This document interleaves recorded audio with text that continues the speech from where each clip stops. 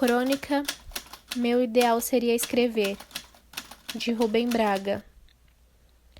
Meu ideal seria escrever uma história tão engraçada que aquela moça que está doente naquela casa cinzenta, quando lesse minha história no jornal, risse.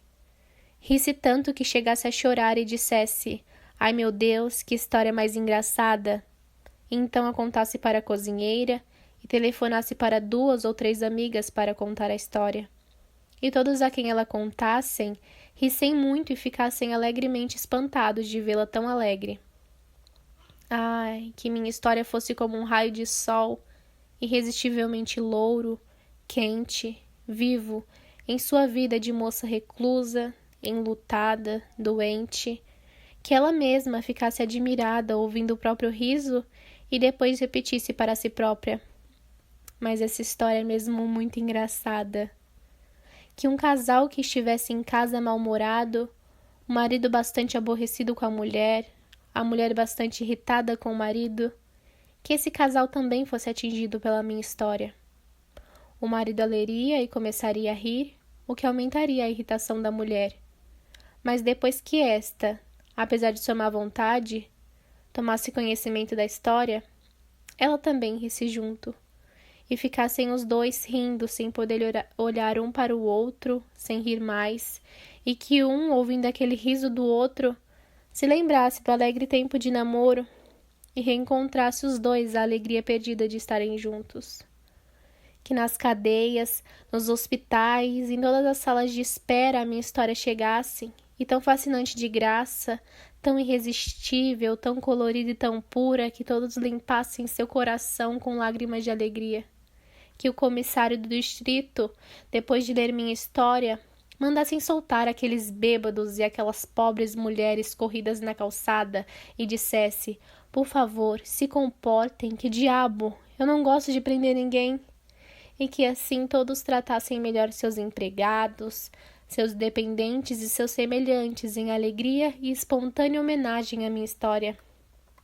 E que ela aos poucos se espalhasse pelo mundo e fosse contada de 1000 maneiras, e fosse atribuída a um persa na Nigéria, a um australiano em Dublin, a um japonês em Chicago, mas que em todas as línguas ela guardasse a sua frescura, a sua pureza, o seu encanto surpreendente, e que no fundo de uma aldeia na China, um chinês muito pobre, muito sábio e muito velho dissesse: "Nunca ouvi uma história assim tão engraçada e tão boa em toda a minha vida. Valeu a pena ter vivido até hoje para ouvi-la. Essa história não pode ter sido inventada por nenhum homem. Foi com certeza algum anjo tagarela que a contou aos ouvidos de algum santo que dormia, e que ele pensou que já estava morto. Sim, deve ser uma história do céu que se filtrou por acaso até o nosso conhecimento. É divina." E quando todos me perguntassem: "Mas de onde é que você tirou essa história?" eu responderia que ela não é minha, que eu ouvi por acaso na rua de um desconhecido que contava a outro desconhecido e que por sinal começara a contar assim: "Ontem eu ouvi um sujeito contar uma história." E eu esconderia completamente a humilde verdade, que eu inventei toda a minha história em um só segundo, quando pensei na tristeza daquela moça que está doente, que sempre está doente e sempre está de luto, e sozinha naquela pequena casa cinzenta de meu bairro.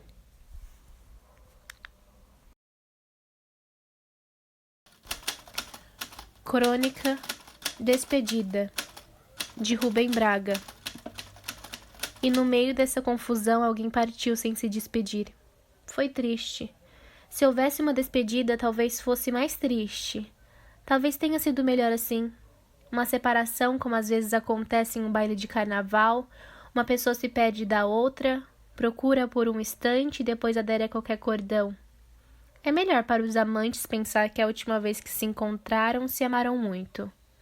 Depois apenas aconteceu de não se encontrarem mais. Eles não se despediram, a vida é que os despediu, cada um para o seu lado, sem glória nem humilhação. Creio que será permitido guardar uma leve tristeza e também uma lembrança boa.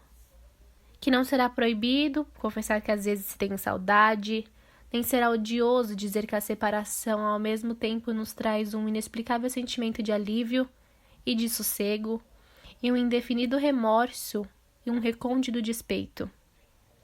E que houve momentos perfeitos que passaram, mas não se perderam, porque ficaram em nossa vida.